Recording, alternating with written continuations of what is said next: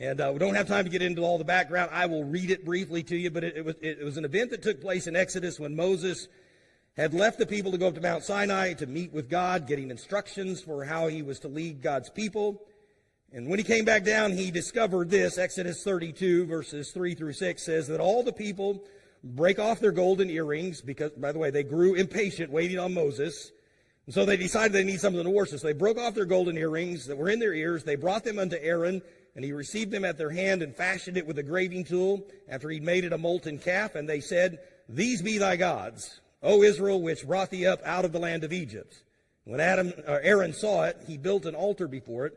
And Aaron made proclamation and said, Tomorrow is a feast to the Lord. And they rose up early on the morrow and offered burnt offerings and brought peace offerings. And the people sat down to eat and to drink and rose up to play. And the point is their idolatry. Now, I hope I can say this in a way that makes sense. The way that they began to engage in idolatry was in the way that they went about their normal daily activities. In other words, idolatry bleeds over into just the things that are common to our everyday practices. For instance, the way that they worshiped falsely was they ate, they drank, and they enjoyed entertainment. You read back through there, it's just basic things. Again, in and of themselves, these are not evil and wicked things. They were things that were just things that they do every day.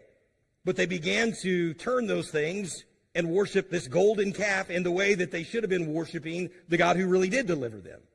And therefore, it became idolatry.